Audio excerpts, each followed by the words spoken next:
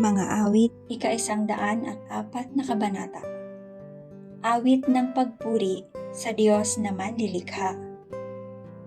Pinupuri ikaw, Yahweh, nitong aking kaluluwa. Ikaw, Yahweh, na aking Diyos, kay dakila mong talaga. Ang taglay mong kasuutay, dakila rit marangal pa. Nababatpat ikaw, O Diyos, ng maningning na liwanag, kalangitay parang tolda, na kamay mo ang nagladlad. Ang ginawa mong tahanan ay ang tubig sa itaas. Ang karo mong sinasakyan ay ang papawiring ulap. Sa pakpak ng mga hangin ay doon ka lumalakad. Tagahatid ng balita ay hangin ding sumisimoy, at kidlat na matatalim ang aliping tumutulong.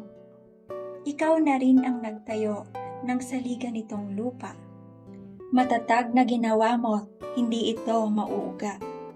Ang ibabaw ng saligay ginawa mong karagatan, at tubig din ang bumalot sa lahat ng kabundukan.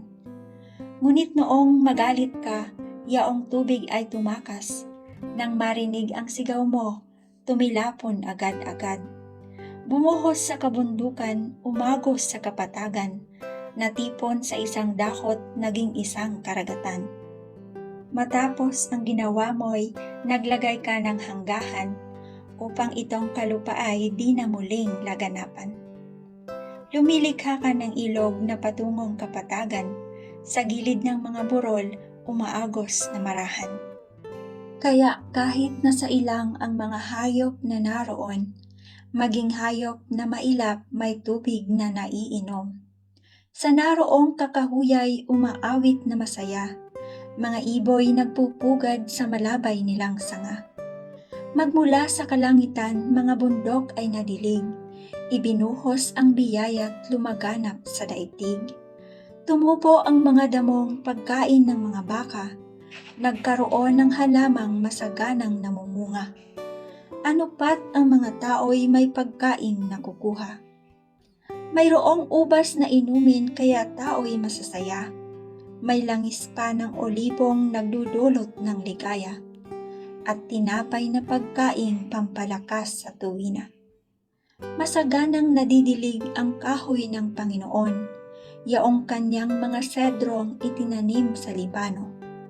Sa malagong mga puno at malabay nitong sanga, mga iboy nagpupugad, doon sila tumitira. Yaong mga kambing gubat nagkalat sa kabundukan, sa bitak ng mga bato ang kuneho nananahan. Ang buwan ay nababatid sa buwan ding iyong likha, araw na may lumulubog sa oras na itinakda. Lumikha ka nitong dilim at gabi ang itinawag, kung gumabi gumigising ang hayop na mailap. Umuungal yaong leon, samantalang humahanap ng kanyang makakain na sa Diyos din nagbubuhat. Kung sumapit ang umaga, dala nito yaong huli. Pumupunta sa taguat, doon siya nangungubli. Samantalang itong tao, humahayo sa gawain, sa paggawang walang likat, inaabot na ng dilim. Sa daigdig, ikaw, Yahweh, kay rami ng iyong likha, pagkat ikaw ay marunong kaya ito ay nagawa. Sa dami ng nilikha mo'y nakalatan itong lupa. Nariyan ang mga lawat malawak na karagatan, malalakit maliliit na isda ay di mabilang. Iba't ibang mga bapor ang dito ay naglalakbay, habang yaong dambuhalang nilikha mo'y kaagapay. Lahat sila'y umaasa sa iyo ay nag-aabang. Umaasa sa pagkain na kanilang kailangan. Ang anumang kaloob mo ay kanilang tinatanggap. Mayroon silang kasiyahan pagkat bukas ang iyong palad. Kapag ikaw ay lumalayo, labis silang nangangamba. Natatakot mga matay kung kitlin mo ang hininga. Mauuwi sa alabok pagkat doon mula sila. Taglay mo ang katangiang buhay nila ay ibalik. Bagong buhay ay dulot mo sa nilikha sa daigdig. Sana ang iyong karangal ay manatili kailanman. Sa lahat ng iyong likha ang madamay kagalakan. Nanginginig ang nilikha pagtitig mo sa daigdig. Ang bundok na hipuin mo'y nag-uusok, nag-iinit. Aawitan ko si Yahweh, palagi kong aawitan.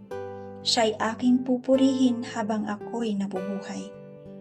Ang awit ng aking puso sana naman ay kalugdan, habang aking inaawit ang papuri sa may kapal.